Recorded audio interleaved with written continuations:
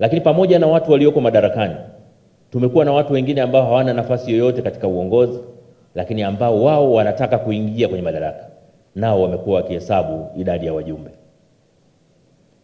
na kusema safari hii mtake msitake nitakuwa mbunge kwa sababu fedha ninayo. Tunataka kujenga chama ambacho viongozi bora bila kujali uwezo wao wa kifedha watapata nafasi ya kuchaguliwa na kupewa nafasi ya kuongoza katika chama chetu.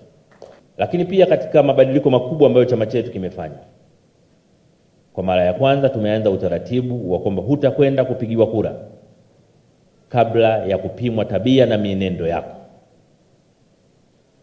Kwa sasa tumefanya maamuzi kwenye mkutano mkuu, tutachuja kwanza majina, na baada ya kumaliza uchujaji ndio watu watakwenda kupigiwa kura. Na ndio maana kupitia mkutano huu napenda kuzungumza na makatibu wa matawi. Kupitia mkutano huu napenda kuzungumza na makatibu kata. Kupitia mkutano huu napenda kuzungumza na makatibu wa CCM wa wilaya. Kupitia mkutano huu napenda kuzungumza na makatibu wa CCM wa mikoa, kuwakumbusha kwamba wao ni wakurugenzi wa uchaguzi katika maeneo yao. Sifa kuu ya mkurugenzi ni kutokuwa na upande. Sifa kuu ya mkurugenzi wa uchaguzi ni kutopendelea.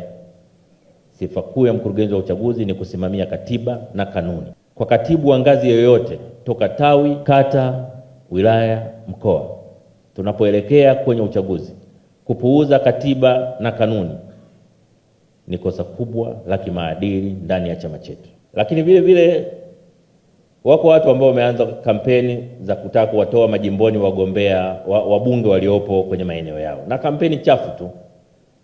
Watu wanatengeneza mpaka fulana,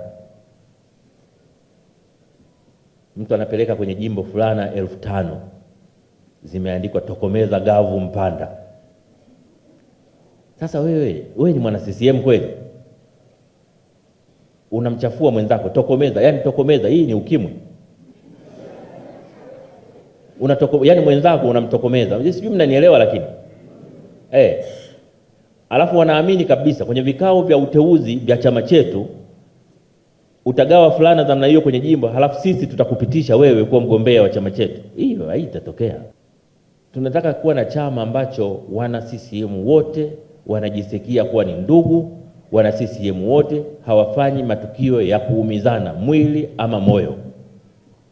Ukimwona mwenzako kavaa nguo ya kijani, unasikia hamu ya kuzungumza naye, ya kuongea naye, sio unasubiri ageuke ili ujue nyuma ya t-shirt kaandika tokomeza Gavu. Kwa hiyo nitamani nitumie nafasi hii kuwasihi wana CCM kufanya kila inavyowezekana kuhakikisha kwamba tunautumia mwaka huu kupata viongozi safi. Tunautumia mwaka huu kupata viongozi bora. Tutumie mwaka huu tuchague viongozi wanaochagulika. Utendaji wetu nchi nzima, simamieni kanuni, simamieni katiba, tendeni haki. Mkiweza kusimamia haki katika nchi yetu yote, basi chama chetu kitaendelea kuwa imara, na chama chetu kitaendelea kuaminiwa na wananchi, na chama chetu kitaendelea kutawala katika nchi ya Tanzania kwa amani na muda mrefu.